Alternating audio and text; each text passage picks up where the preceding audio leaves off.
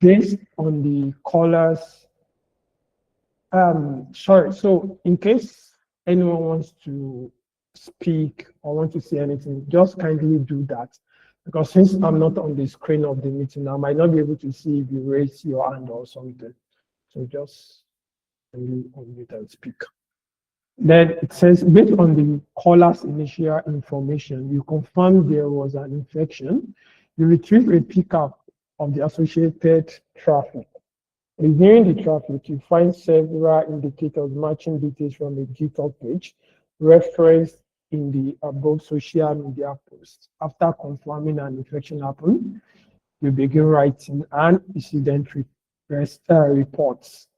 So we are provided with the local area network segment details from the Pcap. We have our LAN segment range. We have the domain. We have the Active Directory environments. We have the domain controller, the LAN segment gateway, and the LAN segment broadcast address. For this exercise, we should answer the following question. What is the IP address of the infected Windows client? What is the MAC address of the infected Windows client? What is the host name of the infected Windows clients? What is the user account name from the infected Windows clients? What is the likely domain name for the fake Google Authenticator page? And what are the IP addresses used for C2 server for this infection? So, class, what do we have here today? This is probably a case of phishing or a case of misdirection, because from the background, it seems that someone in our organization searched for Google Authenticator, they clicked a link and probably were redirected to another site, which now infected their system. So we are now what? We are now in full incident response mode.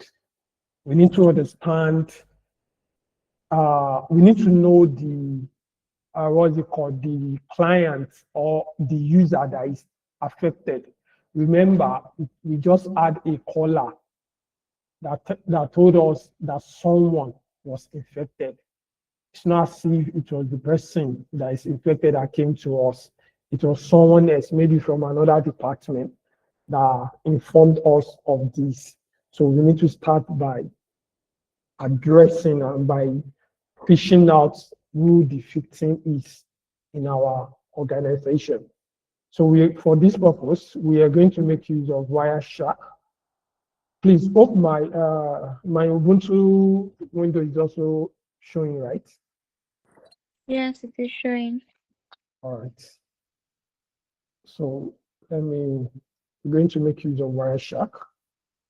Let me load up the Wireshark on the terminal.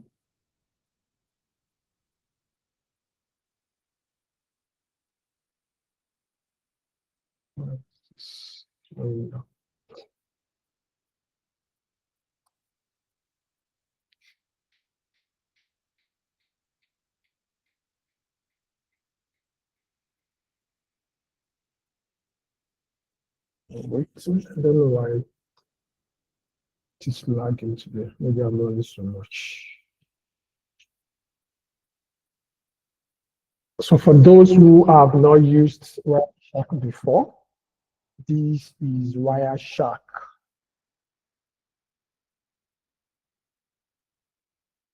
Like I said, please just unmute and talk. If you have Kali Linux, yes, you can power it up. You can. I'm using Ubuntu, so if you have Kali Linux, if you have Parrot, or you want to use Windows, go ahead. So for those who are not familiar with Wireshark, this is the Wireshark we spoke about in our last class. So what we're going to do is I already have, what's it called? I already have the file saved on my Ubuntu. So I'm going to click on open. I actually even have it here, sir. So I'll just navigate to where the Pcap file is stored. Click on it and open.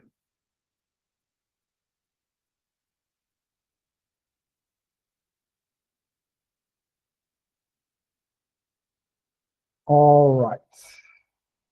This is it. This is what we have. This is what we have.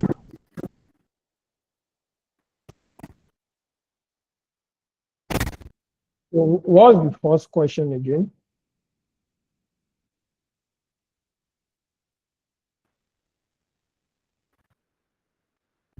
What was the first question again? Kindly, maybe someone, I think I sent the question file too, so someone should open it on their side so that I will not have to be going back and forth, just be telling us the question.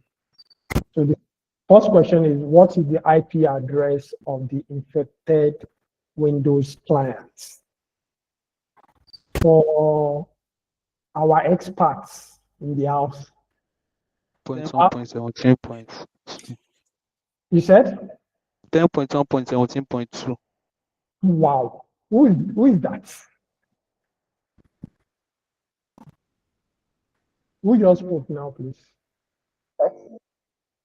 To me, it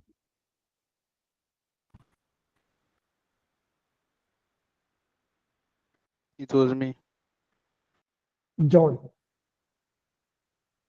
sir. Okay.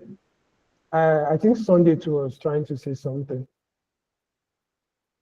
Okay, John, why do you think the... okay, can you hear me? Yes, I can hear you now. Right.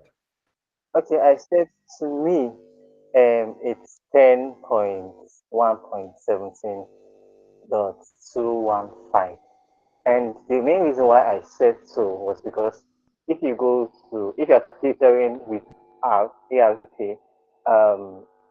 just before anything, you see that the first of all asks who has 10.1.17.2, and it should tell 10.1.17.215, which and then it now replied that okay, this is where I am. You know, when if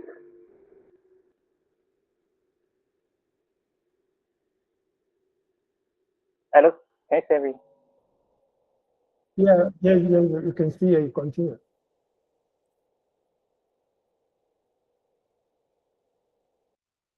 Sunday, we can hear you. Okay, okay. So it was based on that I was able to get, Okay. because if you yes, it was the Intel 26 that sent a broadcast that who has this. So to me, that's the one fine. All right. John, so what is your reason for choosing the .2 as the IP address we're looking for? Okay. I choose the dot two because when I ran the DHCP filter on it, it brought the dot two out. Okay. So when you ran the DHCP, so what's the idea there? Because you ran the DHCP, so what actually prompts that? Hello. Hello. Yeah, I can hear you. Well, from the IP address range, the dot one happened to be the normal gateway, and the dot 255 is the broadcast. So the dot two definitely is the major IP address. Okay. Oluwaseun.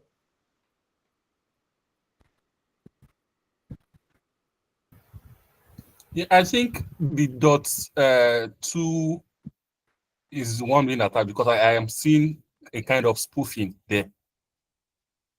Okay. All right, so all this we can put them to tests, isn't it? Now, for those of you that said .2 is the client, I'm sorry to tell you that you are wrong, right? From the land segment that we gave it, we know that the range is from what? From .17 and .0/24. But our domain controller, the domain controller for the Active Directory, that's like DHCP server. The DHCP server that is serving the Active Directory is on .2. And we are referring here, what we're looking for is what? The Windows client. So our DHCP server is not Windows client. So it cannot be .2. It cannot also be .1 because we know that .1 is our what? Our gateway. Why .25? Network.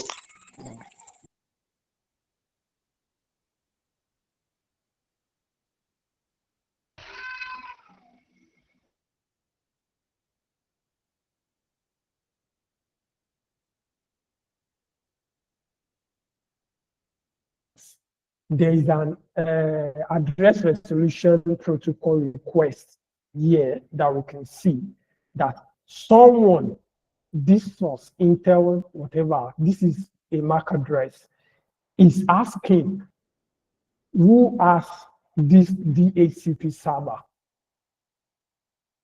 Tell it to what? .215. So it is as if .215 is about to join a network. Excuse me, sir. Sorry, your network broke off. I don't know if I was the only one or if it affected other people. We lost you at some point. No, you're My right. network. You're right. So we missed some part of the explanation, sir. Sorry about that. So what part? What part actually went I think off? I think it stopped at where you said From the the part one of it can be .2, it can be cannot be .1, and it .2 can be and .2. .2. Okay, but you understand why I said it cannot be .2, .1, and .255, right? Yeah, you said the .1, it can be .1 because it's the gateway, and the .2 And is .2 is the domain controller. That's our DHCP server. yeah. Okay. Sorry, So sorry, sir. I have something to say. go ahead. This is not about the class. This is not about the teaching. But I feel this is something that I have done a project on and I sent you. In fact, it's not like something. This is the same pickup file I did analyze and I sent to you. Really? Yes, we can check this thing I sent to you. The I one you just sent discovered to this now. Yes, I wow. just So discovered now. I didn't know the time you sent it. I didn't even go through it. I just did the DHCP field, the DHCP filter on it, and then I just got that this thing. So when I saw this thing again, so I had to use my laptop to go to my Wireshark to go and check. So it's still the same pickup file that I've done project on that I sent to you. The same thing that is still on the group. That's it. This is not the group that I that's sent to amazing. the group. I just went on the internet. I think you got it from what was this? Is it network something .net? Is No, that where you got they it? gave us as a project at Easy Africa where I did my cybersecurity training. All right. So They gave us as a there, project. there's actually this what is it called? There's a website where all these sample pickup files are stored. So for purposes like this, we go there, we download pickup files, the latest or the oldest, depending on what you want to do. So it's good. It's good that at least you have someone here. So you'll be walking us through it. And John, you'll be our God, boss. I'm not the boss here. Oh. I'm still a learner. All right, let's continue. So I said, what Sunday said that this client is probably .215. His reasoning is that there was an ARP request, an app request that is saying who has .2. Remember, .2 is our DHCP server, and they're saying the answer should be what? Directed to .215. So in this scenario, it's as if .215 is about to join a network, and it doesn't have an IP address yet. So it is asking for a DHCP server. Someone is asking for a DHCP server on its behalf so that it will be assigned a name, and it will be able to what? To join the network and then work within the network. So that is what is happening here, and that reasoning that Sunday gave actually makes sense, right? For saying it's .215. But then we have to check by ourselves to see if that analogy is correct or not. So before we continue, when it comes to Shaq, just someone's trying to say something. All right. So when it comes to wired, Sorry, before you go on. okay. Sorry, you mentioned something earlier that there's an IP address trying to help the second computer get an IP address on his behalf or something like that. I didn't hear you clearly. Sorry, what does that mean? Okay. So what we call, as you can see, this packet here, we are currently assuming. Okay, the 10.1.17.2, right? Yes, that is mind you, that is the DHCP server. But okay, you can see someone is asking who has 10.1.17.2, isn't it? And that yes, the answer should be directed to .215. Okay. But who asked the question? Exactly. That's what I wanted to ask too. The source here, Intel _26. So this is probably a MAC address. So whoever owns this MAC address asked the question, who owns this DHCP server? Tell it to .215.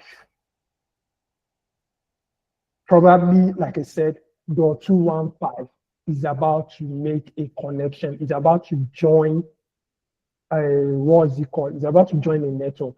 As you can see from the follow-up packets, you can see there's a response, probably from the .2, whose MAC address is what? This Dell _7F, and it's telling you that .2, that's .17.2, is at this position. And immediately it responded that the next packet we're seeing is .215 is now what? Is now establishing DNS communication. DNS communication towards .2. Do you understand it now? Sorry. Yes. Sincerely speaking, I'm trying to like follow it, but I'm still not getting something right here. Okay. Starting from I understand that the MAC address that asked this question is Intel _26 dots like that. That's the MAC address of whoever that is. Yes. Now, this person is asking that who has .2. You should tell it to .215, which is the computer that needs to get on the network. Is that correct? Yes. And there's a response from Dell, which is Dell _7F to the Intel, which we know. Now, this Dell is a new computer. Am I correct? It's not going to be any computer. It's probably the what is it called? The DHCP server. That's the dot two that they are looking for, that they are asking for. So this is probably Sorry, Okay, sir. okay. Can I add something, sir? okay. Yes, I think what the Intel is trying to do is one, he has his own IP, but doesn't know the MAC address of this Dot 10.1.17.2. you get it. So he needs to tell you that, okay, 10.2, tell this 2.15 your MAC address. Exactly. And you can see when it's coming back, it's telling him, okay, this is my MAC address. is my MAC address. So now I think this communication is mainly on layer 2, if I'm right. Yeah, Yes. you are correct. The data link layer. Yes. Yes. So I have a question. Is this an app table or a MAC table now? Which is it? Is it what? Is it is the connection, is it trying to build up an app table or a MAC table, a MAC address table?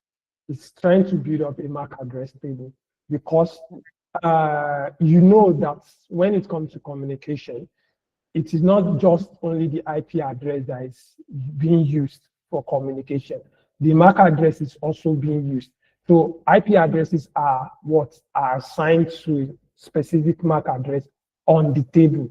So like John just explained now, this Intel knows the IP address, but it needs the MAC address to what? To be able to direct its conversation directly to dot two.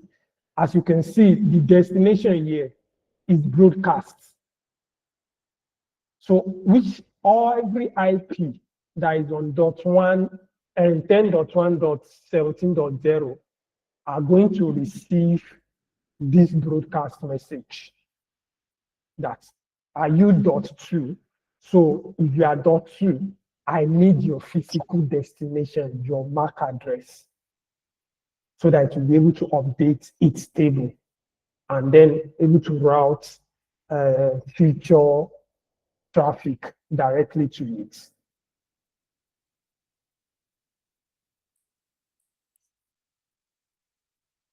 Is that correct? Yes, sir. For me. Yes, sir. Aisha, I think it was Aisha that asked.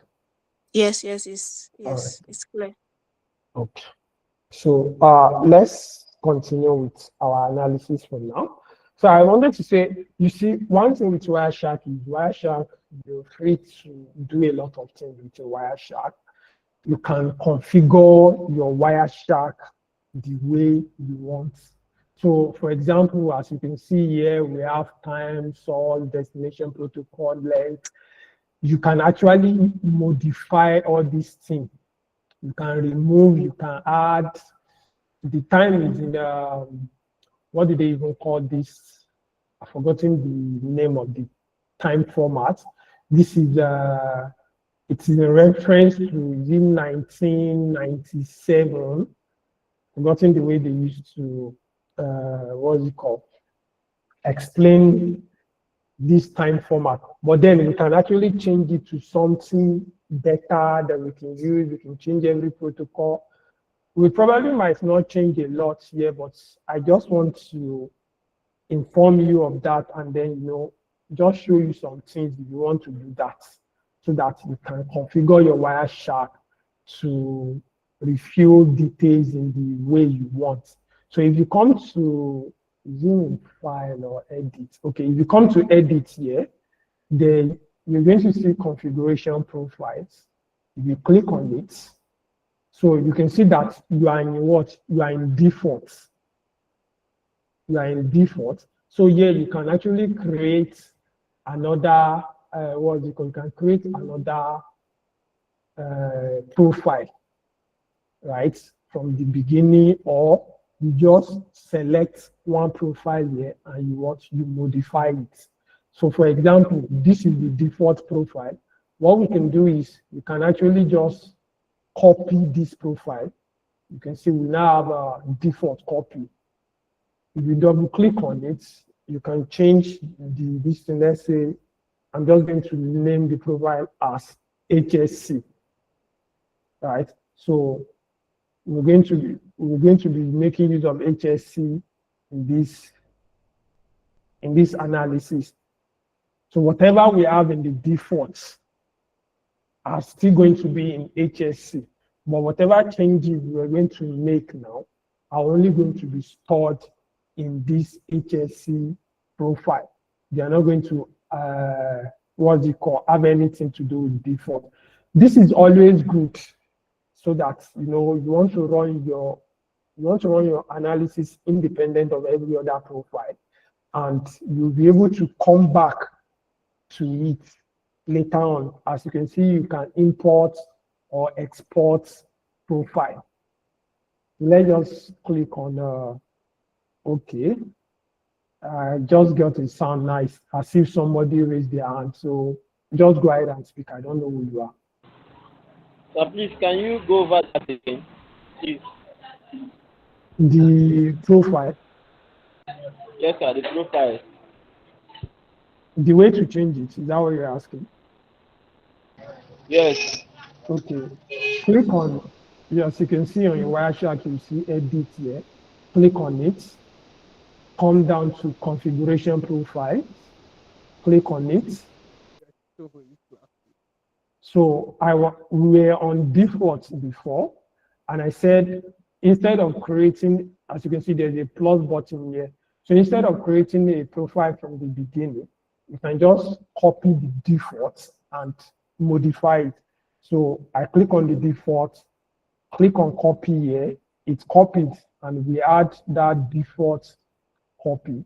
Then when you double click on it, you can then modify the name to whatever you want, and then you click on OK. Is that okay?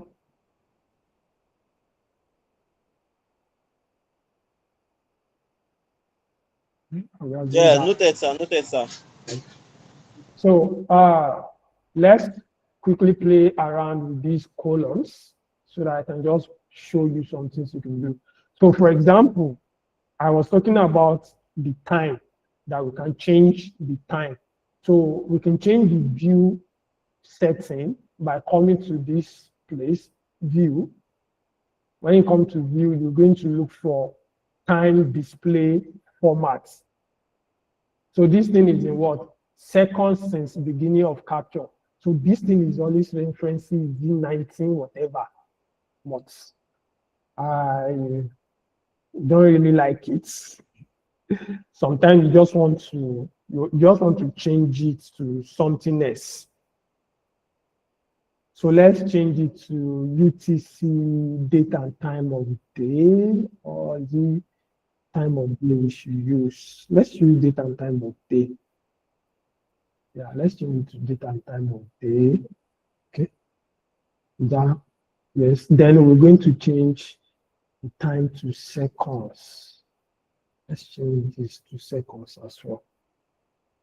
So as you can see, this thing now, can you see that it's now making more sense? Now we can see 2025, 0, and 2022.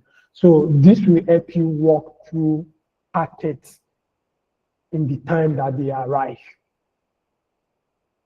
This is easier to understand than that 000, whatever that we had there before. Also, if you want to, for example, let's just say maybe this length or this info or this destination, whichever of these columns there, you do not actually like it. Because remember again, SOC, we try to keep everything to what we require, what we need. Any extra information that is not going to actually do anything for us, we remove it. Go ahead and ask.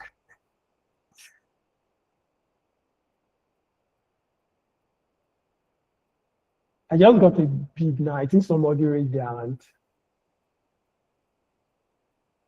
Yes, I think that was great. Great something. I saw the name just now. Okay. Great also.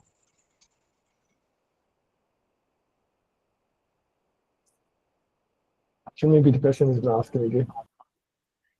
I think so. All right, let's continue. So in any of the column, for example, let's say in source, if you right click on it, you can see once you right click, it's going to bring up, these are the columns we have. As you can see, we have number, we have time, source, destination, length, and info. So if you uncheck any of these columns, that means they will not be there again. For example, if I uncheck source, for example, you can see it's gone. So if I want to bring it back, I just click on any of the columns again. I right click on it, and then I check column back. So let's see. There are some columns that we might not actually need for now. Let's say this number, we should not need it. The length to length, we might need it. But for now, let's remove it. If we actually want to deal with anything that has to do with size, then we can come back to it. Let's just remove it. Let's remove length too.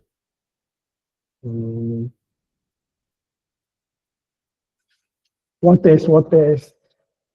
Which other this thing do we not need here? We definitely need the time.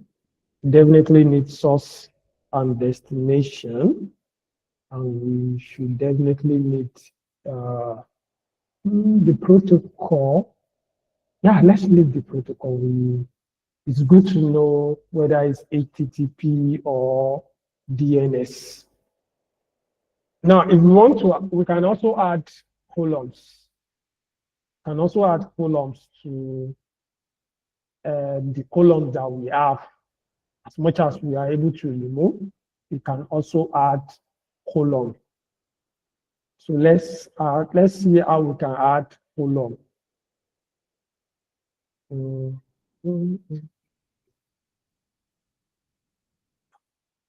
Oh, sorry.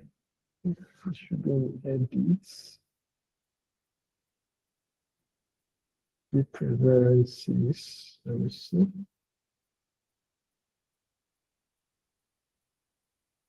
Columns. Yeah. So you just come to edit, preferences, and then columns. So as we have seen already, these are the columns that we have at the moment. So if you want to add another column, you just add a new column here. So from all these things that we have time, we have source address, we have destination address, protocol, and info. Who can tell us maybe one or two columns that you think is necessary for us to have? Remember, we are what's it called? Analyzing web traffic. So what is another information that might need in this analysis? Someone is saying they cannot join the class, but I can't see anything like anyone trying to join. So I think some of them are clicking on the wrong link on the group. Okay. Someone please help me to drop the correct link for them again in the group. No, it has already been dropped though. They've done that already. Okay. So I was asking, what other information do you think is actually important to know in when you're analyzing a web traffic? Okay. So if you're analyzing a web traffic, you need your source ports and the destination ports. It will be very important so that it will help you know the kind of traffic to support your analysis. Thank you. So let's add those. So you click on I clicked on the plus sign, and now as you can see, I now have a new column number. So we want to actually just rename this. double click on new column, and what we need is the source port, just like, I don't know who just spoke now, just like whoever spoke now just said. So let's have our source ports. Let's have our destination ports. Okay. Then let's have the type to be, should be unresolved. Let's have the type to be unresolved, so that it will make everything source ports unresolved. So we'll be able to see everything as they are supposed to be. And then for the destination too, you can have it as destination ports unresolved. Destination ports unresolved. All right, so I'm going to do something. Click and hold, so that's, I put source ports here, put destination ports here. So let them follow each other like that. You know, source address, source port, destination address, destination port, we have protocol, and we have the info section. So let's click on this. So you can see we have the source address, the source port, destination port. This thing looks. There's a column I added to my own. Okay, what column is that? That's the C name string. Huh? The C name string. The C name String. Give me the username, the user's account name. Okay, let's add that too. Let's add that. I've told you, John, you will walk us through everything today.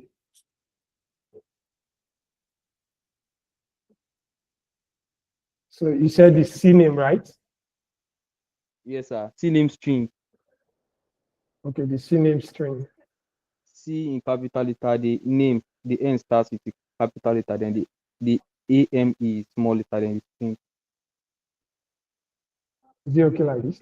Yes, like that. Yes. So what type did you leave it? That's for the user. I made it for the user's account name. So user's account name. So you people are saying now, so that when they join you in group with John, just know. I'm not having anything. Just know who to run to. Okay, I can't see the. You said you made it type as a, what's it called? As user. Yes, yes. As user account name. So where is it here?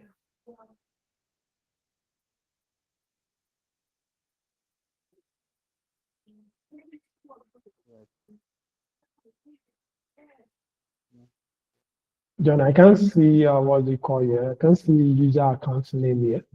I use the most that I use a command like a filter. From that filter, then Okay. Oh, so you made. I didn't use this method. I used You made a customized. What's it called? column. You made a customized column. Yes. Was that it? Oh, I get that now. You made a customized column, not a column from these options. Okay, yeah. That makes sense. That's good. Okay, let's click on the OK. So let's rearrange. I think the rest are aligned. Yeah, it should be aligned. So, okay, so this looks better. Sorry, like I said, it's good to play before you start your analysis. Just try to configure everything as you want. This is web traffic we're talking about. Maybe I'm going to, I think I have like a Wireshark PDF. So I can send it to the group. You guys can read it and then you understand more about Wireshark and the reason why it's good to have all these configurations set up before you start doing any analysis. Okay. So another thing that John just reminded me. So for that host that he's talking about, let's have a column for that. So let me see. I want to use HTTP requests. Okay, so I used the cables to add that. That was filter I used. you use CNAME for yours, right? Yes, cables then CNAME string for it. Is that what you said? You said you use CNAME for yours. Yes, on the column is CNAME string, but the filter I used was cables. Okay, so that's for authentication. Yes, sir. No, I get. Let's use this part. HTTP requests. Okay. So hypertext protocol, and then this one that says host. We want our host name. So this is another way you can do it, John.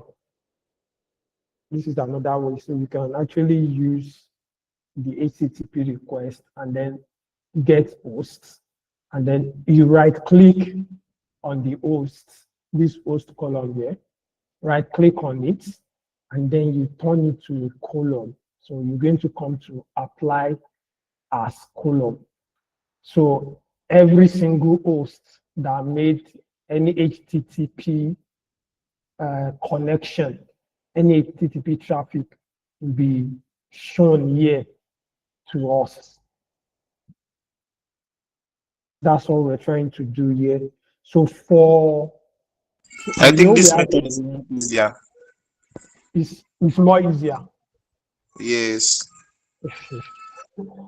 So let's do for HTTPS as well, because as we know, we have HTTP and we have HTTPS. So what we just did now is for HTTP. Let's do for HTTPS as well. What is that thing for HTTPS? Is it TLS dot? Who knows the John? Sir. Remember the filter for HTTPS traffic? The filter for HTTPS traffic. Normally that was a is it DNS query name? No, it's HTTP TLS something. I've forgotten. I'll have to check again. I have to sack my brain again. TLS dots. So I'm trying to. I think it should. Okay. Yeah. Dot handshake. What is the type here?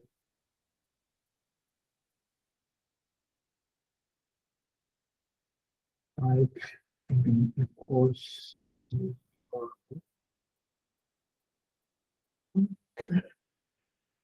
I'm not mistaken.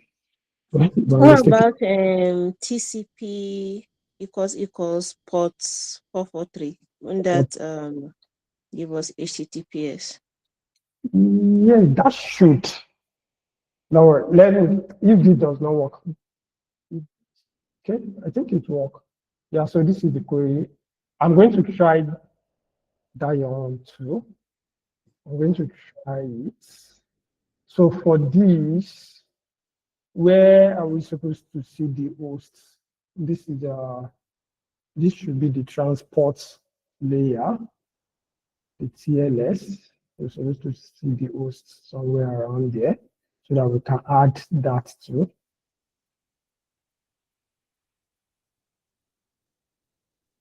Can you hear me, sir? Yes.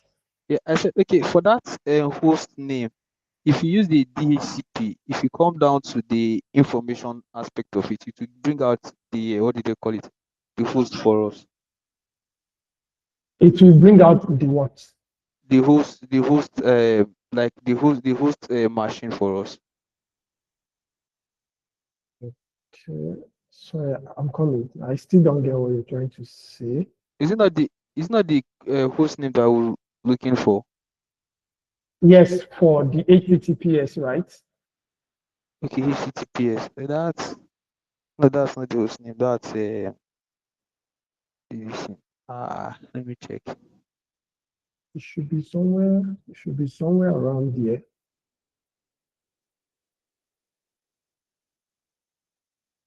Handshake protocol cipher suite 0 random.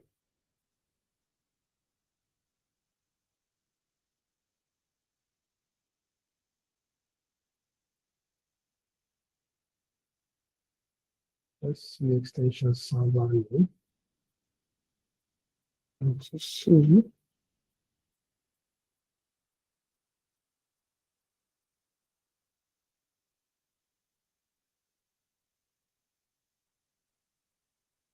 Okay.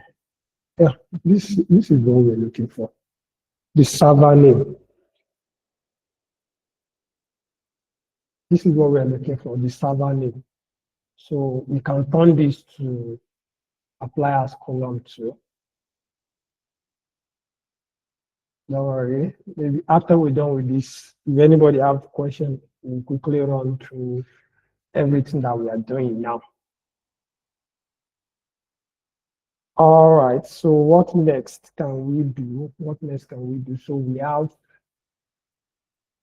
in our filter, in our column, we have time, source port, destination port, protocol, host, and server name. This is much already. The column is much. Maybe we should try to reduce the column somehow. Column is much. Maybe you can combine the HTTP and HTTPS together. Let's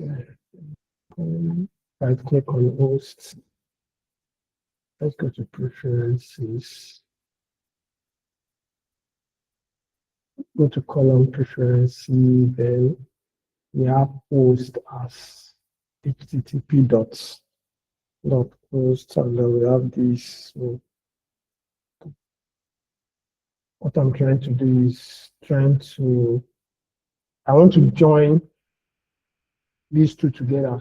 So I'm copying this one. I want to copy it to this one or this.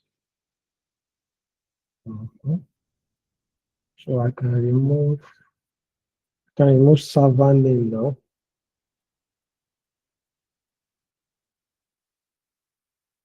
I remove server name since I already have that now.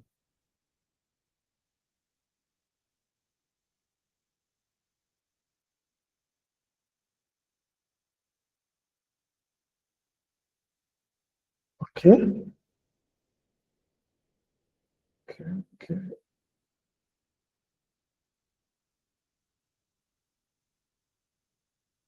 Source address, destination address. Let's do something with this one. So since source address result, let's have it the way the ports are assigned. And then we can have destination address and result as well.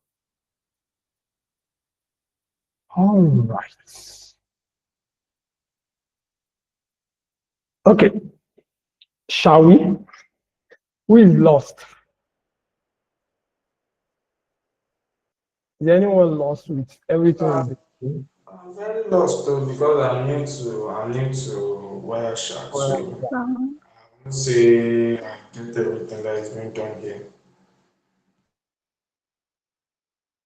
Okay, I can see people raising their hand. Joel, you are lost. Glorina, you are lost as well.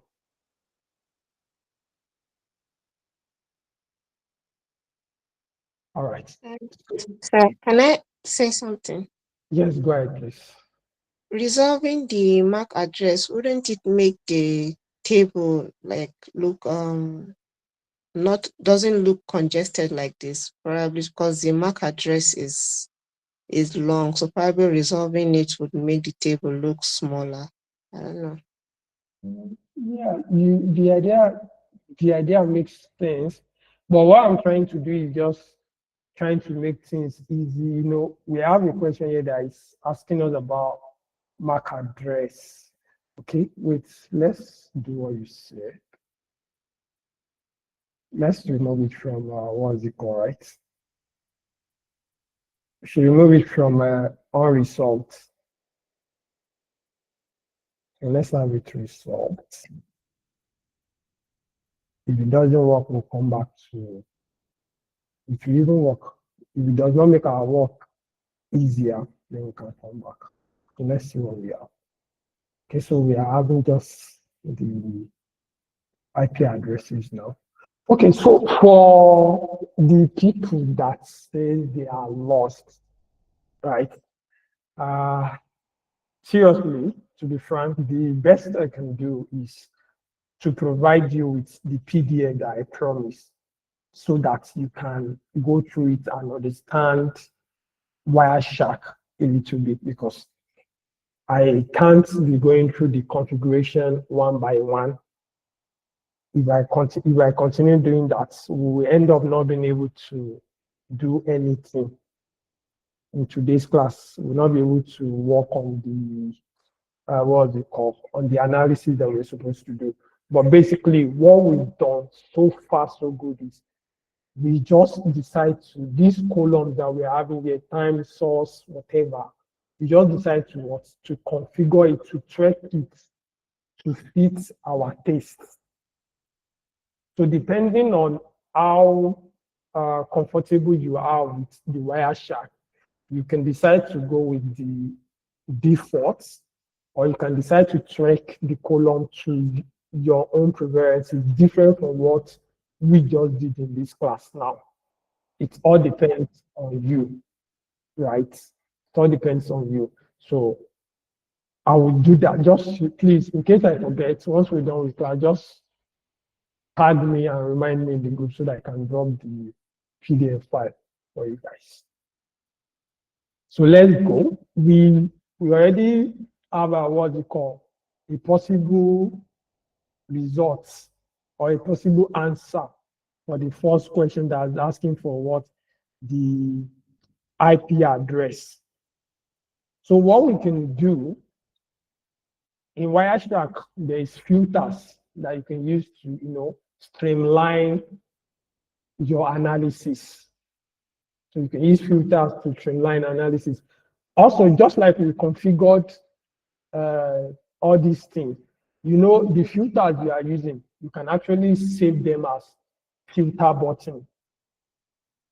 If you have them saved as filter button, anytime you need that kind of filter, you will not need to type it. You don't need to type them at all. All you just do is what? You just click on it and then the filter will apply. Maybe I will quickly show you. But for now, what filter can we use for us to get the IP address we're looking for? For us to be certain whether .215, like Sunday said, is the infected Windows client that we're looking for. What filter can we use?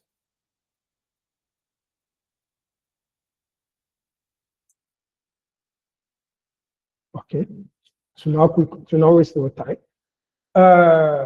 What we can do now is we can filter for some specific IP address, right? So there's a filter in Wireshark that's IP.source. We're filtering for IP.source. What's this now we're going to provide to it?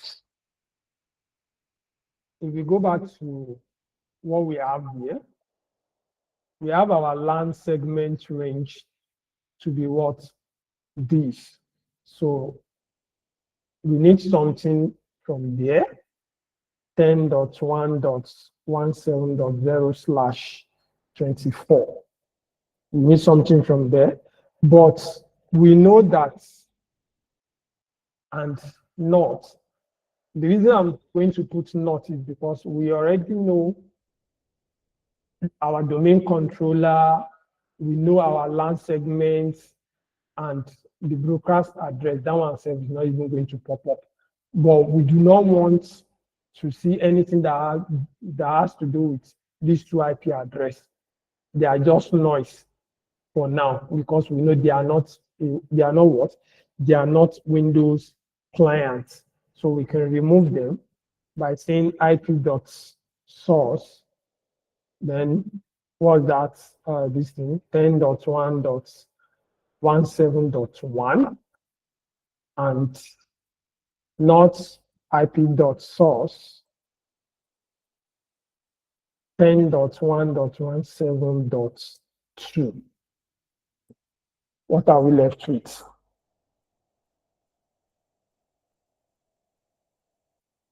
So as we can see,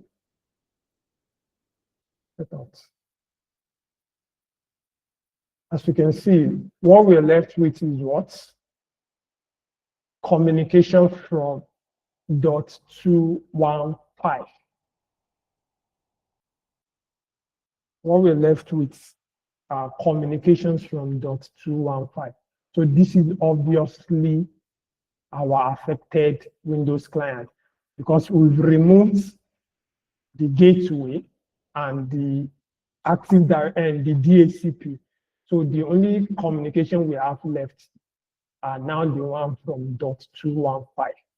So this is our client. And then going back to the ARP request that we saw earlier, just like John explained, that now makes sense to say this is our Windows client. So we can record that as our answer. So that's .1.17.215. What is the MAC address of the infected Windows clients? So we're looking for the MAC address. How should we get the MAC address?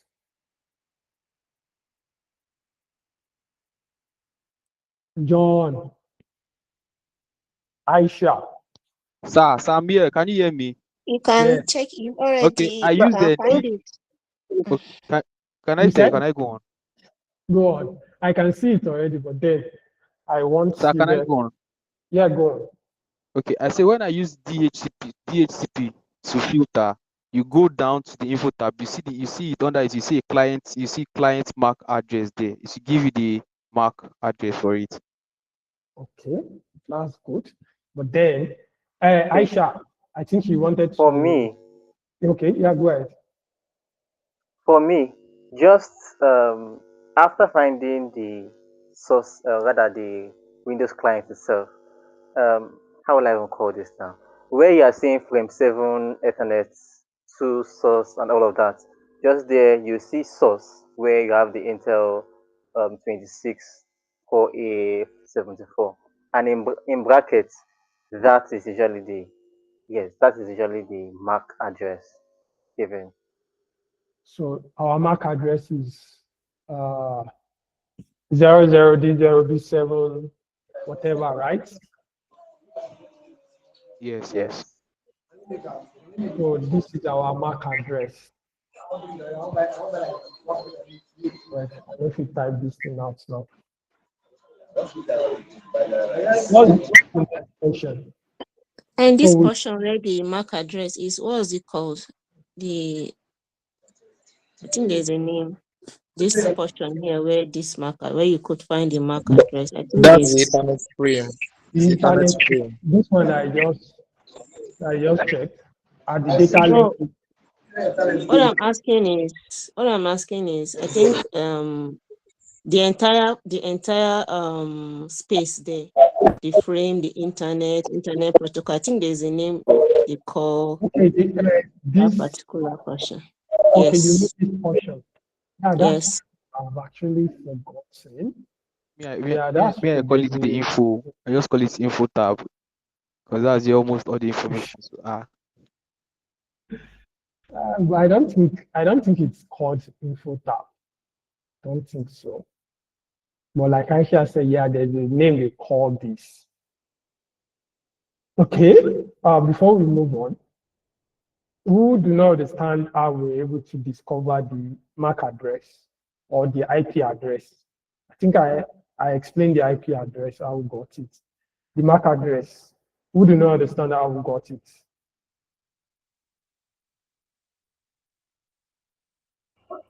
I Phoebe. understand the IP address, but I just need you to come again on the address, please. Okay. Phoebe, is that the question you're about to ask as well? Your hand is raised.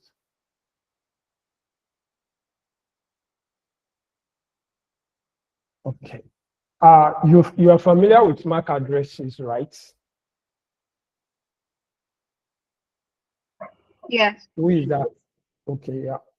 So we know that MAC address are physical address, and this occurs in the layer 2 of the OSI model. That's the data link layer.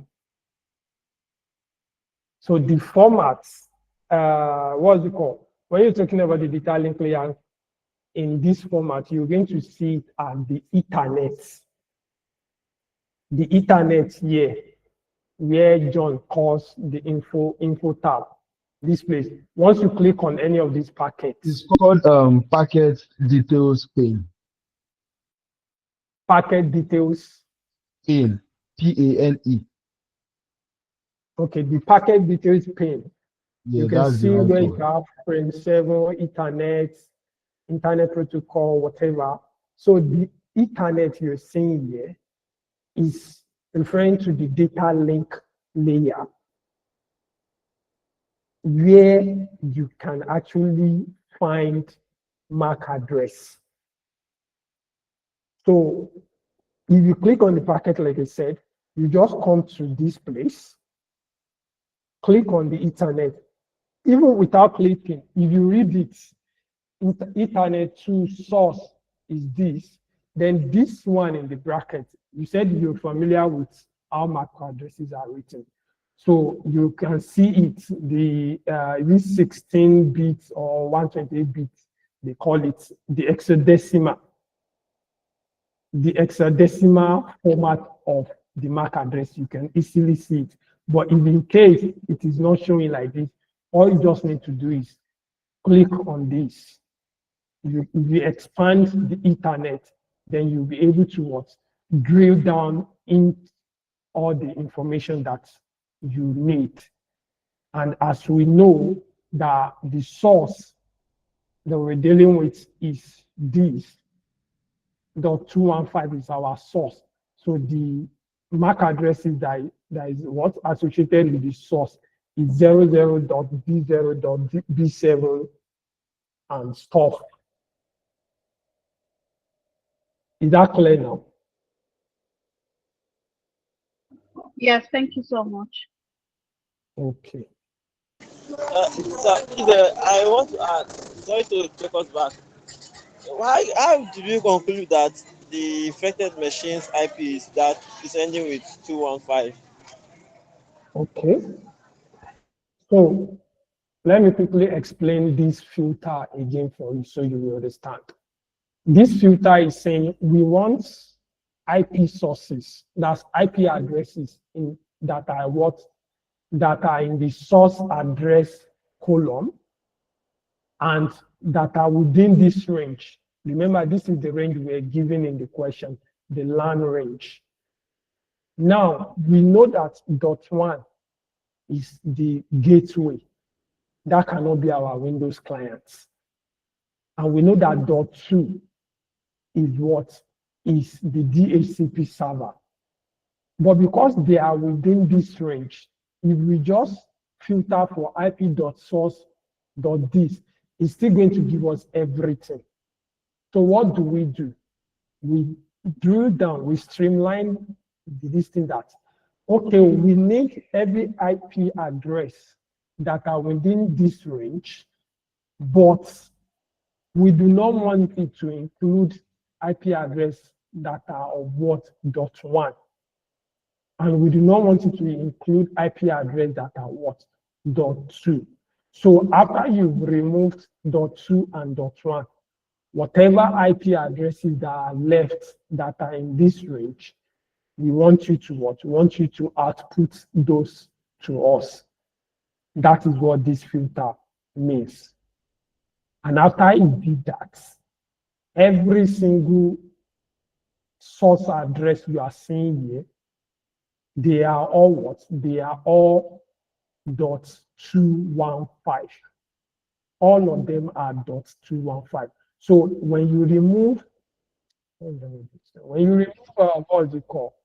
When you remove the DHCP server and you remove the gateway, the only IP address that is left that is communicating this packet is .215. So you don't even need to go, you don't need to bother yourself again. There's no any other IP address in the source address that is making any communication. Is that understood now? Yes, sir. Okay. What's our next question? Someone raise their hand. Go ahead. Yes, thank you. So after filtering, what if it brings out more than one IP address? It brings out like 2, 3. Oh, then you have to start drilling down again. Do you understand? You have to start analyzing. Maybe you're going to have to now be checking for protocol, maybe the DNS or the HTTP. It all depends on the IP addresses and the information that you have. That's what's going to determine how you are going to filter again till you understand and get the one that you are looking for.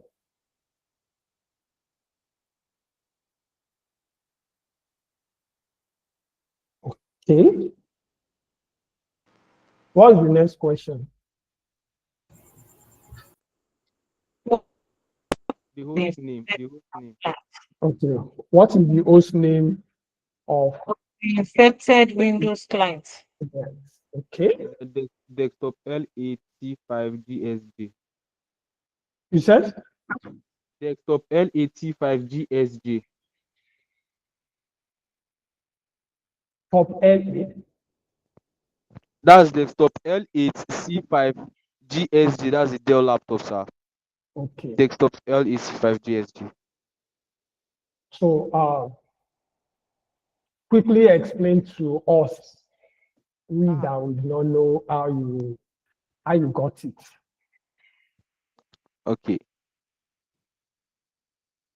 Okay. Let's see from that. To me, for me, what I did was I got it from the initial what did they call it, from the initial IP address. But for me to be sure, I have to go to DHCP to go and get the host name where you wrote it by itself under the info tab again. Yes. Because I have to double check again so that I won't do any mistake. Okay. That's good. And as you can even see here, see the registration on NBNS here. Do we know which protocol NBNS is?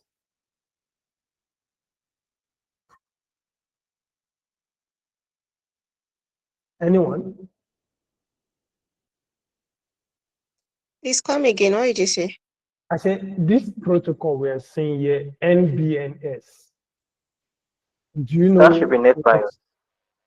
Yeah, thank you. I have bosses here. That's the NetBIOS name service. So it is a protocol that actually it stores, what is it called? It stores the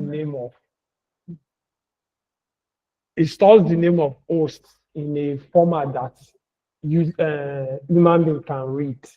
So it also works with TCP and the rest, though it's a legacy protocol now, sharp.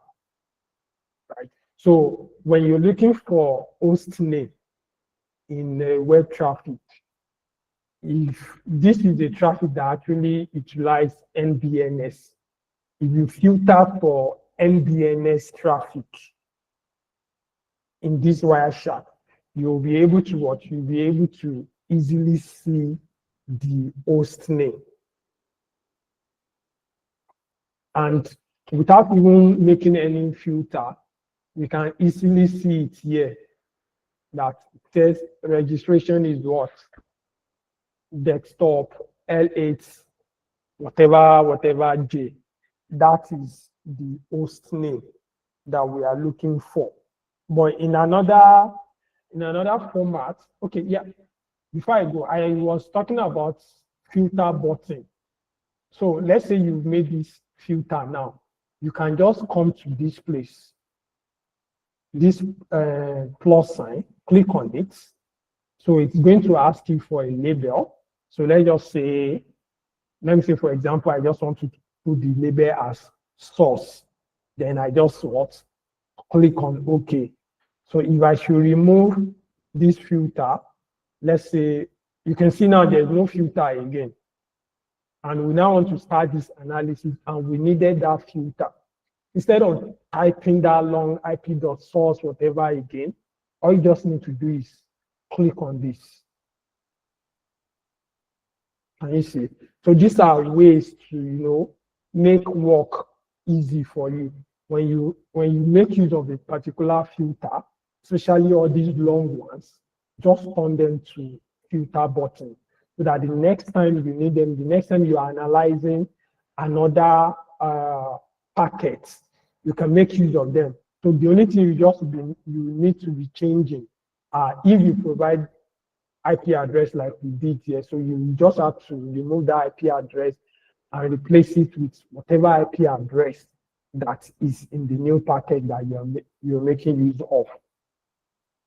Okay. So I wanted to show you another filter that you can make use of when you are looking for the host name, is that you can use filter for the boot option. Can filter using the boot option. So there is a filter that is boot parameter. Yes, boot parameter dot. Let me open this thing if I can. Boot parameter option dot host name. This is yellow. What am I missing here? It's supposed to be green. Okay. Oh, so that means we should have just used John filter DHCP. No, my filter. It's good. I will be referring to it as your filter. So the boot parameter is now depreciated, and it has been replaced with John's filter DHCP. So that's what we should have used instead of this. But back then, there was a filter like this that you can just make use of. So if you're here, you can just check the DHCP. Yes, go ahead. Bootstrap. Okay, good evening. So please, my question is on the filters. So is it like a particular, I don't know, is it like trick or something on how to decide on what filter you're using? Like, do you have to like learn filters, or I don't know, please could you explain more on that? Yeah, the simple answer is you have to learn. But the more realistic answer is you should have like a list of possible filters that you can use in Wireshark. Because trust me, you cannot keep all these all these filters in your head, unless you are someone like maybe Sheldon Cooper. If you are, you can keep them. But then you have to learn them, and just have like a record, so that whenever you need them, you can just make use of them. Is that okay? Yes, that's okay. Thank you. Okay. All right. What's our next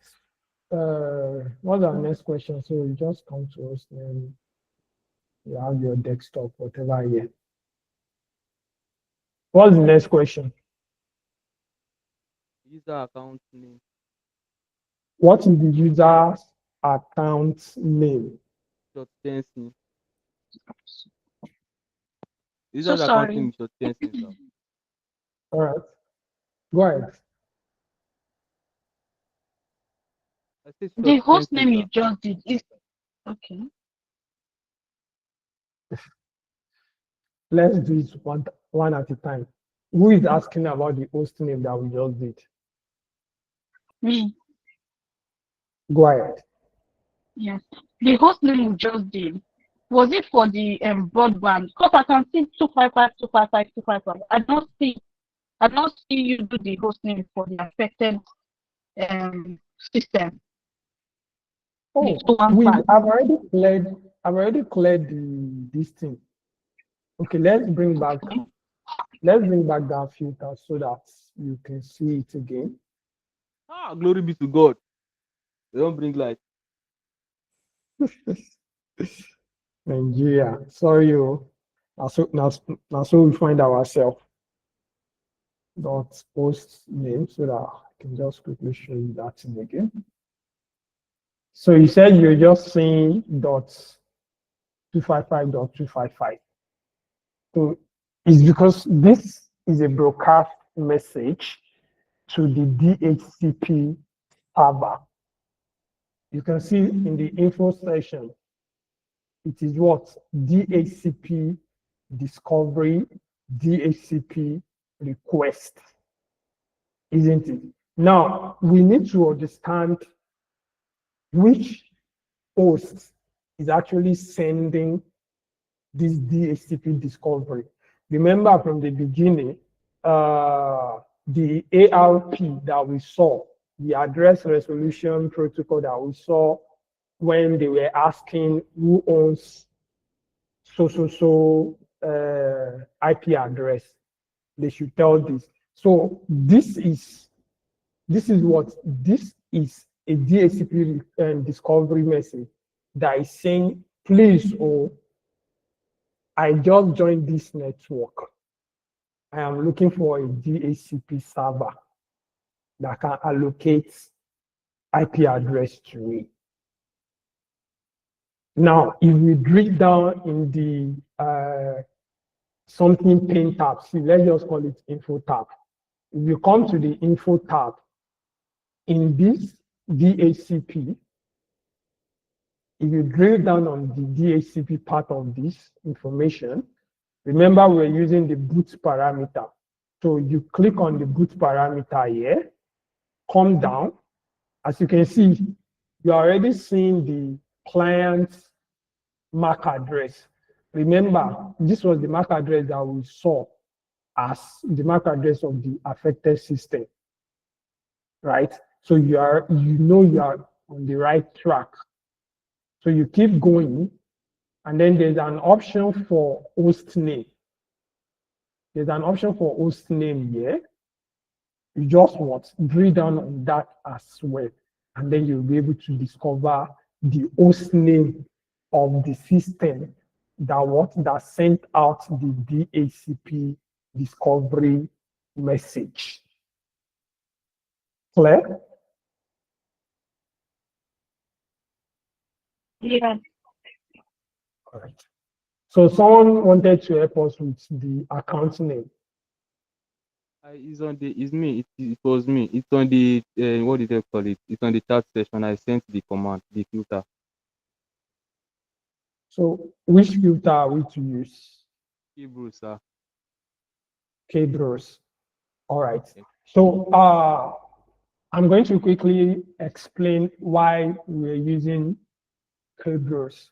So Kbros is what we call an authentication service, or should I call it an authentication system that is mainly used in Windows Active Directory environments, right? And when a user, when you are talking about account name, that is the account name that a user is using to authenticate or to sign in to an environment. So what we want to see now is we are trying to look at the list of users that sign into the Active Directory. Like I said, the server or the system in charge of that record is the KBros. So we can filter for KBros information. And then we can give it what? We can give it client name. We can do it with what? With the client name. We already know, we can also include IP address, because at this point we already know the IP address of what? Of the, what's it called? The affected system. So we don't need to be going through any analysis. We just filter for what we want. So if you're filtering for KBros, I think you should be, okay, thank you. KBros dot C name string. Yes, sir. C capital letter, that first line there. C name string. So like I said, we can actually include the IP address just to, you know, further drill this thing down. Since we already know our IP, the IP address dot source is what was that? .1.17.215, right?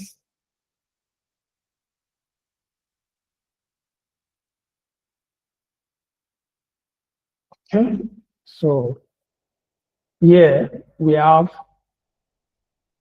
the packets that are associated with what? Our filter. So we're looking for KBros. In the info panel, we have KBros here. Just what? Drill down on KBros to then first check record, see that there's nothing in record. So you go ahead to the AS request.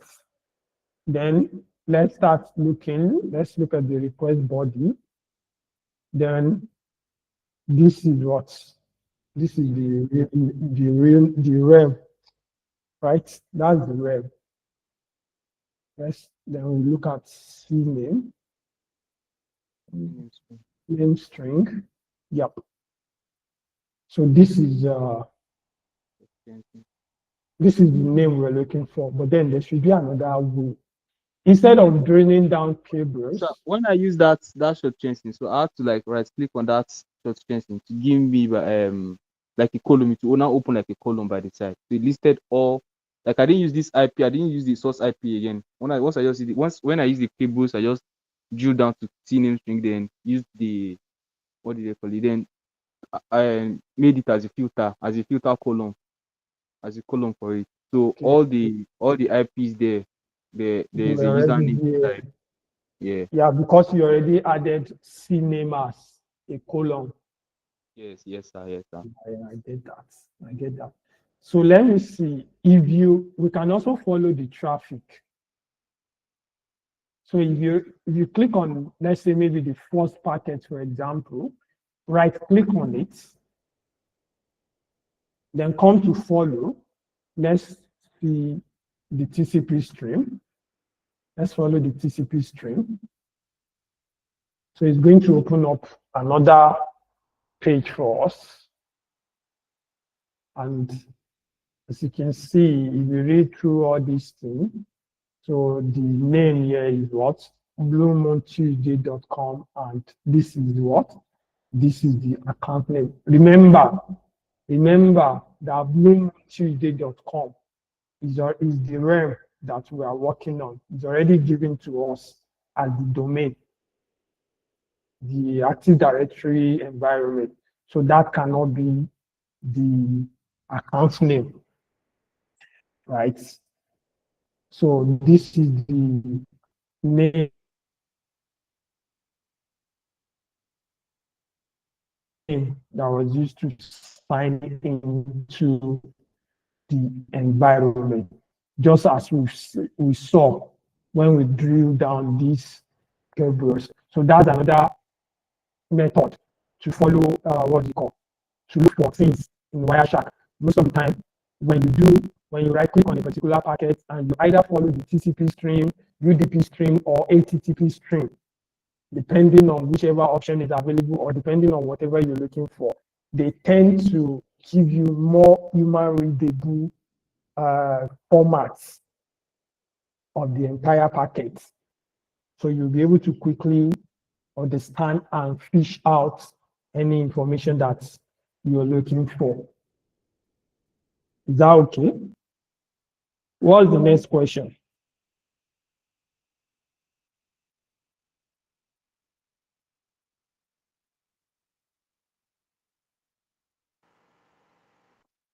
Who is giving us question now? What is the domain name for the fake Google Authenticator page? Okay, so what is the likely domain name for the Google Authenticator page? So we know from the background that what happened was this person tried to go to Google Authenticator, but they were now what? They were redirected to another web page where they now got infected. So what we're looking for now is we're trying to understand where we want to know exactly where they were redirected to. That is what we want to look for now. So we're looking for that site that is disguising as the Google Authenticator. John, you said what? I said, can I give you my filter before you name it my filter again? Yes. What was your filter? DNS.query.name. Okay. It's on the DNS.query.name. Yes, sir. Not the name is not capital N, no. It's small letter N. The query is QRY, not full query. QRY. You know it's your filter now, so you're supposed to tell us. And name. Yes. So now went to the info tab to get the authenticator with the double OR. With double O then R. Okay. All right. So the response. We now come to the info tab to the main response. Okay. Domain response. Domain name system. Yeah, don't worry. I just want to quickly explain something for the class. While we are querying for DNS, is because, as you all know, DNS, the domain name service, is the protocol that is in charge of converting the domain name to IP address. So whatever happened that that redirected us from where we're supposed to go to the malicious listening definitely has to do with DNS resolution. We're expecting to be resolved to the Google Authenticator, but we are now resolved through the malicious website. So there is definitely something wrong with the DNS. So maybe DNS spoofing, caching, or DNS poisoning has happened. So they've changed the route. Hence why we need to look at DNS.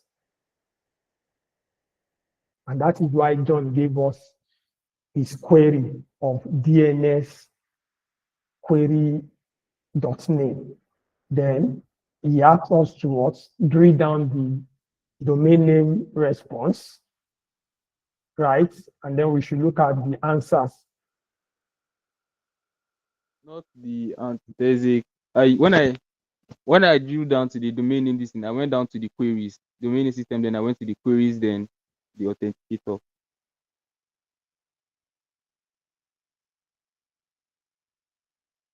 Where is it, John? Up queries there, then you see authenticator. You are down, it's down. You just you close that, you close it, you see authenticate You close that one there. Yes. Close that one. You close the other one. There's no authenticator here. There's this thing there. What do you call it? After the queries, there's after the additional one, that first line, you go down again. You see queries separate. Drill on DNS, right? Yes, sir. Yes, sir. Okay. Not just DNS, then queries. Then queries. Yes. So this is what we have in queries.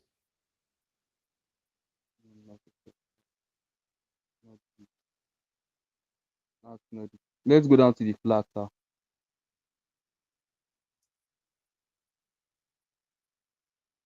The down one. Yes. That's what is it called? Not that one. There's one. You just pass the query, sir. I would have shared my screen now. Here's the query. Not this flat. Down. You see the queries down, sir. This one. Yes, sir. It's still the same one that we've been drilling down and does not contain anything. It contains something. All right, don't worry. So there's another. You said this now has a double O there. The authenticator has a double O. Okay. So there's actually another way that we could have just followed to get what we're looking for, right? And sorry. And since we know that this person was actually trying to visit the authenticator page, we can easily filter for strings or names that contain authenticator, or maybe authenticate, whatever, just for us to understand what happened, right? So we can just, like I said, we can just make DNS query.name contains, let's say, authentic.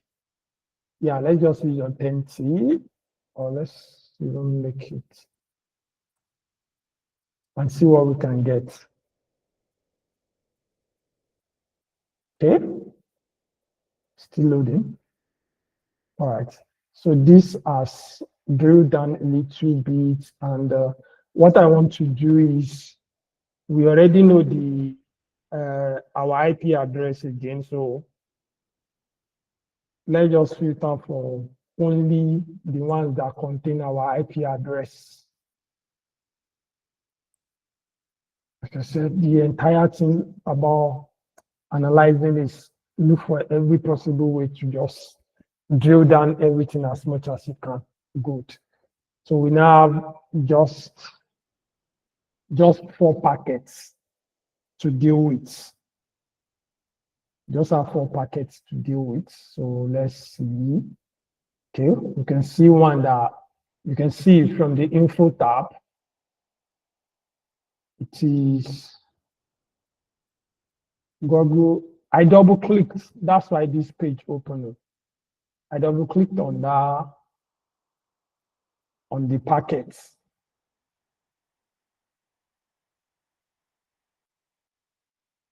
So let's start again and see. So in the queries, we have Google Authenticator. This seems like a normal authenticator. Okay.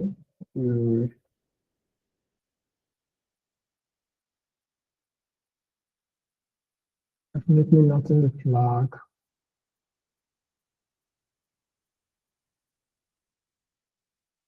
Authenticator that this. So we've not seen anything fishy here, because that seems like a normal name to me. Okay, why were we even disturbing ourselves? Look at it. after the second one, what are we seeing here? Can you guys see the difference? Even the first one you did, Seth, it was there. So that time you do. It was there. Yes, sir. I didn't notice. And you could have just told us now instead of us going through all this struggle. When you put that in that logbook, it was just there. Oh. Query there. I didn't notice. Hey, God, my attention to details. Class, are we still together? Let me come back. Yes, sir. All right. Yes, we are. Okay. So as we can see, this is probably not, what am I even saying probably? This is definitely hyposquatting. So this is one of the things that attacker does. They will just kind of, change one letter or add, they will just add one small thing. You will not notice. As you can see, this is a single letter O, but this one now is what? Double. So if you do not even, this thing you will not even notice. You will not notice if you are somebody like me now that does not have attention to details. That's how you just go and click on this link and boom, you are infected. So it's always good for us, especially the cybersecurity analysts, that we should be aware of whatever we are putting in our browser. Once you're seeing a browser redirect, try to see why or where it is redirecting to. Yeah. Someone raised their hand. Aisha. Okay. Yeah, I'm saying that they used HTTPS. Does that mean that they were able to create a secure, or what should I say, acquire a signed certificate for secure connection? Yes, ma'am. Yes. Has anyone ever done any phishing campaign before? Yes, and it's very possible. Thank you. So if you work on phishing campaign for, like, you can make use of tools like GoFish or what's the other one? But for example, let's just say you make use of GoFish. If you actually want to go bigger, right? You want to go bigger, you have the money. All you just need to do is buy a domain and then register for a, what's it called, a mail server, maybe like Magon or any other one. Just register server. Yes. Yeah. Who is that? Okay. So buy a domain, you can register your domain authentic. So the only thing you're going to do now is that, for example, if your targets, if the site you want to impersonate is Microsoft, so you're just going to, maybe where it's supposed to be I, you can use exclamation mark. Where it's supposed to C, you can use brackets. Anyone that does not look, that one is not their own. I think you cannot see why. I think someone asked this question, was in the last class, that HTTPS, HTTPS is supposed to be safe. Why is it that we are now getting attacked in HTTPS? Nothing is safe in the cyberspace. Nothing is safe. It's safe, I say safe. Nothing is safe in the cyberspace. So yes, they register in an HTTPS domain to impersonate the Google Authenticator. So another thing you can do after you've seen all these things, you've seen some IP addresses, is you can make use of VirusTotal. You can make use of VirusTotal, go and type all these things in VirusTotal and see the reputation of the IP address or see the reputation of the domain. So this is going to be part of the task for next week. you all are still going to analyze these packets on your own, and you're going to submit a concrete response with screenshots of everything you did, how you got this and how you got that. Done for you. It's like we're going to look for another pickup for you because you cannot work on this again. Jesus Christ, you're another picker for me. We are going to look for another pickup for you. All right, No so problem, that's no problem, sir. And so I wanted to ask, okay. normally when I get an IP address that I feel is this suspicious, I make use of Nexus. I don't know if that's convenient. Like look up Yeah, that's the NS it lookup is. for it. It is. It is. The only thing is that you see NS lookup compared to threat intelligence platform like Virus Total, Cisco Talos, IP abuse, or these things. This one tends to give you more information. Like you tend to get more details about IP address in those places. You get that? Okay, sir. All right. So would you be dropping these materials on the Google Classroom? I dropped this thing in the group already, didn't I? Can't find it. Please drop it on the Google It's on the Classroom. group It's already. easier. It's on the group. And I don't know if you can just send me my own stuff, putting it on the Google There Classroom. are a lot of messages already there, so I think Okay, putting it yeah. on the Classroom is better. I'll just upload it to the Google Classroom. So I was saying if you can just give me my own probably this night or early tomorrow morning so I can start working on it, please. The pickup, right? Yes. Don't worry. You get it. It will be too late because after this class, I still have another class I need to take very soon. Okay. How about tomorrow morning? Tomorrow morning can work. You can get it tomorrow morning. Okay, then I'll miss it. So let's quickly run through the last question.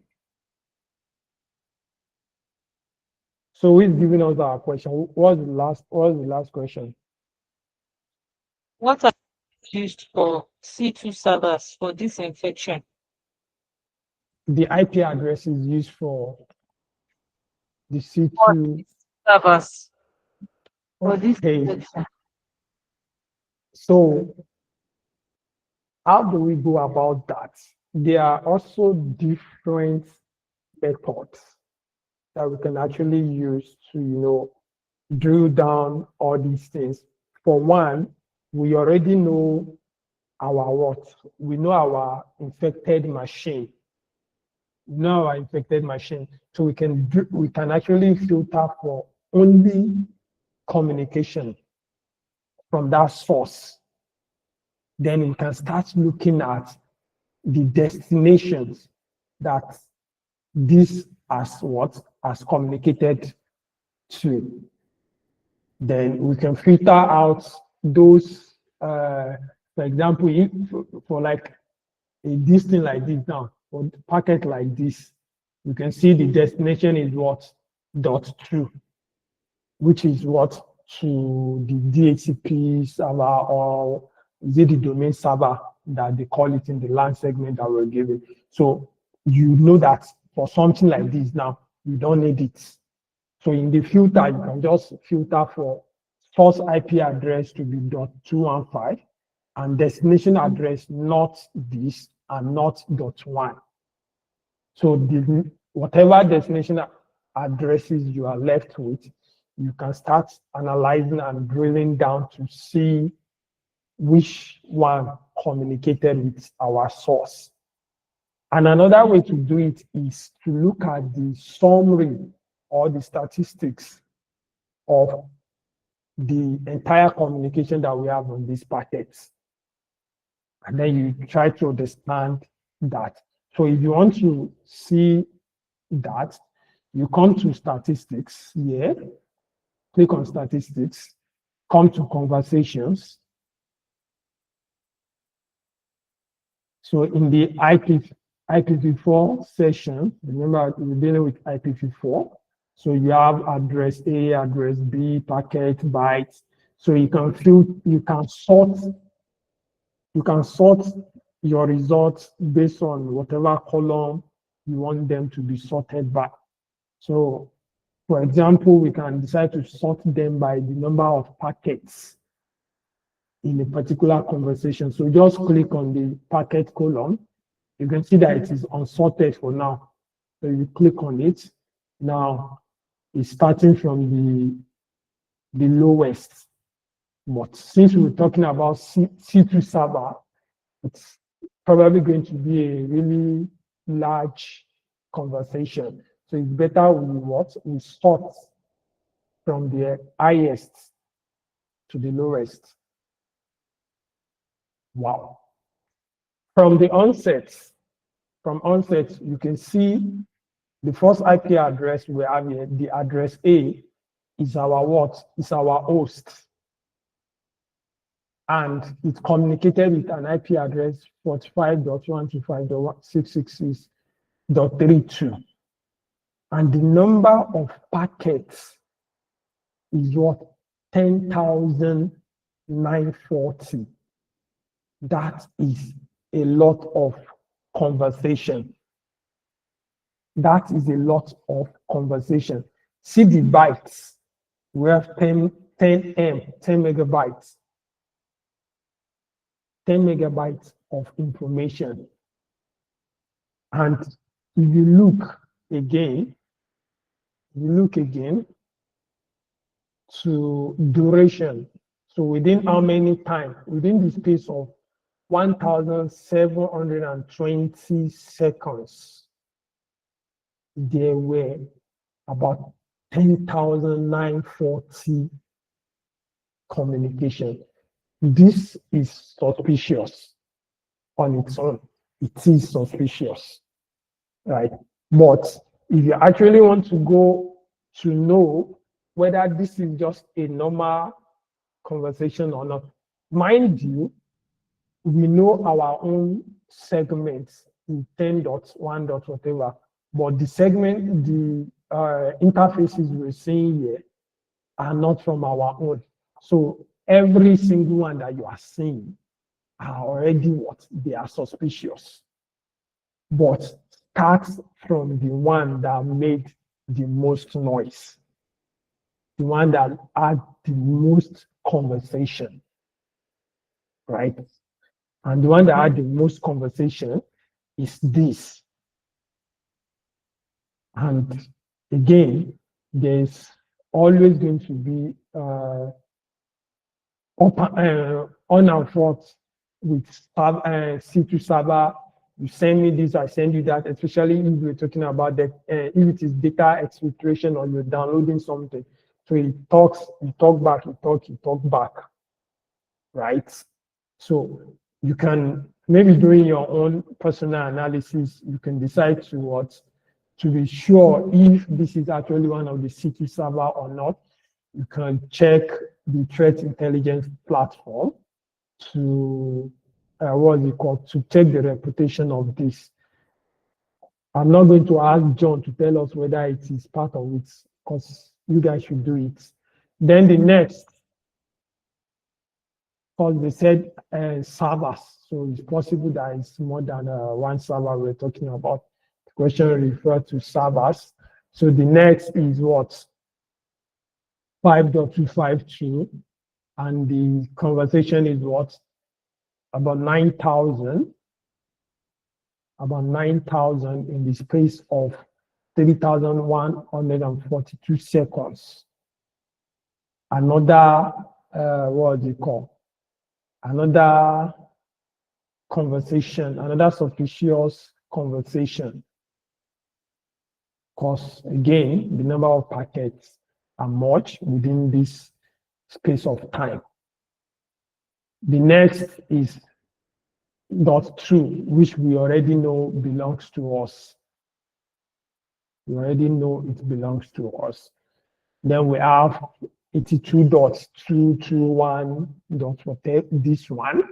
This one too is what? Is about 2,470 packets.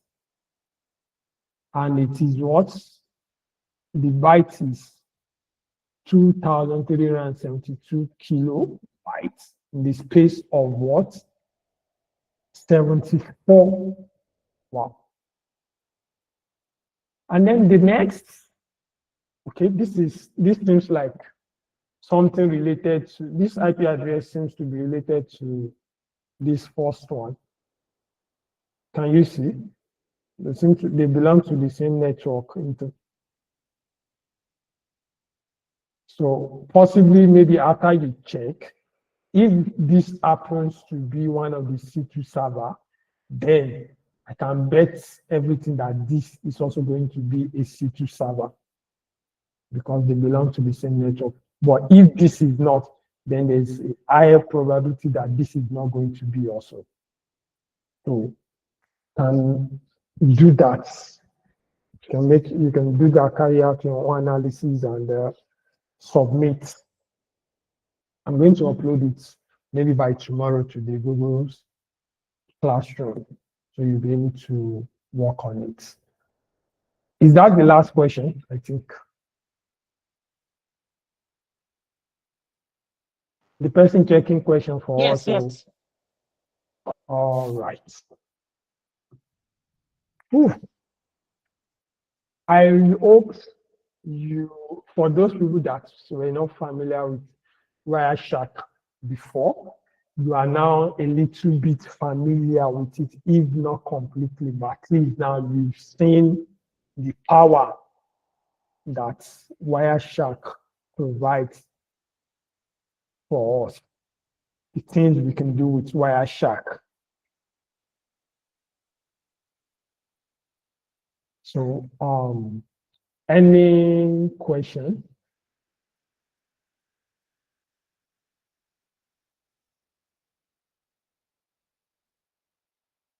When are they going to group us now? They've not done it at all. Nothing. So, I don't know. Haruki is still here. Don't worry, they will do that very soon. They'll do that very soon. Maybe before. Good evening, everyone. I'm there. I've been on so many. Either I'll do that or not, so I'll do it. So you guys, I'll pair you guys one to 10 group each. Right. So from them going for team collaboration, teamwork, everything going well. So I am Musa. Are you done? Is Tavie here? Tavie, is he here?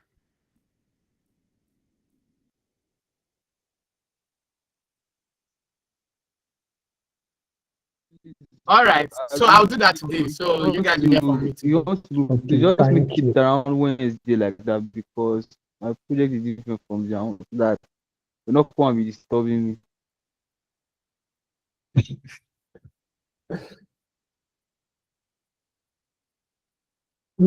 So I guess there's no question.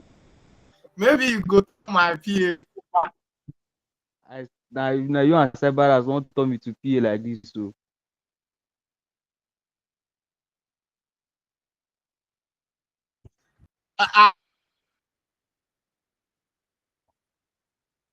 Your network is breaking. If you don't be Cyberas PA, then. Haruki, your network is breaking. So, anyways, I said, don't worry. No. Thank you guys for coming. No, I don't meet you for skills before now. Me, you, Cyberas, Molulua, Yovilina, Elom, and the rest for skills.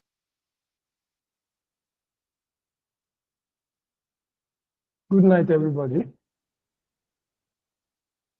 I'll join my next class. Good night, sir. Good night, sir. Good night. Good night. Thank you.